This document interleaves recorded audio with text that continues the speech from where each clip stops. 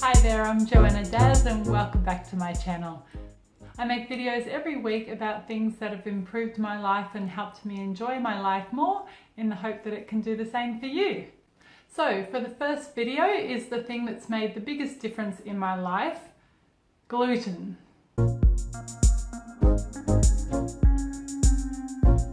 Now, there's a lot of people saying you should go gluten-free, a lot of people saying that grains and wheat and whole grains are very important in your diet. And you could spend days, weeks, months, years investigating and researching to try to figure out what is true. But all you need to know is one thing that is definitely true. And we all know this now because it's published on PubMed. And anybody who likes to disagree with things being quoted about health here or there will often point to PubMed and the studies or lack thereof that are featured there. So this one does feature there. You can check it out. I'll leave it in the link below. And that one fact that you need to know is that gluten causes increased intestinal permeability in everyone. Not just celiacs, not just people with a gluten sensitivity, every single person in the whole world that was tested in this study. So what is intestinal permeability, I hear you say? Leaky gut.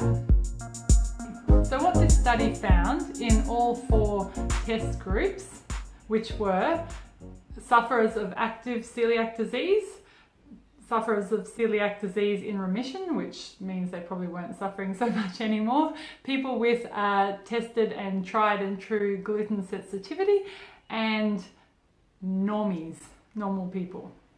What they found was that one of the molecules in gluten, the gliadin protein, when it gets into our digestive area, releases a substance called zonulin, and the zonulin breaks apart the tight junctions, which are inside the intestines.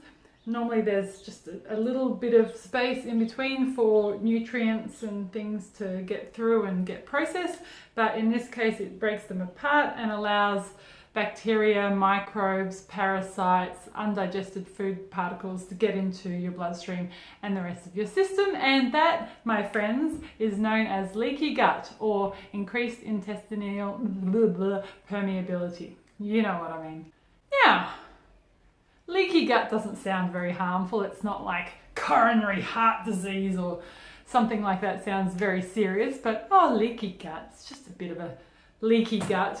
Doesn't sound that bad. Well, leaky gut has been implemented in autoimmune disease. There are more than 100 known autoimmune diseases. And let me list for you here today the most common ones that you may have heard of. Hashimoto's disease, which I have, Graves' disease, ulcerative colitis, lupus, the one that Selena Gomez has, multiple sclerosis, the one that Jack Osborne has, Lyme disease, rheumatoid arthritis, narcolepsy, the one where you randomly fall asleep, celiac disease, Crohn's disease, endometriosis, psoriasis, and type 1 diabetes. And that's just a handful out of the 100 autoimmune diseases that have currently been documented. So if you don't know, an autoimmune disease is basically where your immune system malfunctions and attacks healthy tissue in your body. That's it. And leaky gut has been found to be present in all cases of autoimmune disease. Not only is leaky gut present in all cases of autoimmune disease, but that's actually one of the things that causes autoimmune disease. So if you don't want to get any of the autoimmune diseases I've listed or any of the other ones which had longer, more difficult to pronounce names, then you don't want your gut to leak. As I explained earlier, gluten makes the tight junctions come apart and makes your gut leaky. There is a whole plethora of information on the internet saying, no, gluten's not so bad, or yes, gluten is the worst thing in the world. I'm in that camp. But you don't need to worry about the science. You don't need to debate with your friends and get into fights on Facebook or Instagram or wherever strangers are getting mad at each other these days. There is one way that you can know quite fast whether or not you need to cut gluten out of your diet, and here it is. Cut gluten out of your diet. for at least a month. I would say 5 weeks. I found the information that said that I should go gluten-free because of my autoimmune thyroid disease. And so I tried to, and it took me 8 whole months of trying to go gluten-free for a month before I achieved that 1 month. And I didn't have any results at all from going gluten-free until I had done 1 month strict gluten-free, which is tricky. It is tricky. If you eat gluten, going gluten-free for a month is very tricky.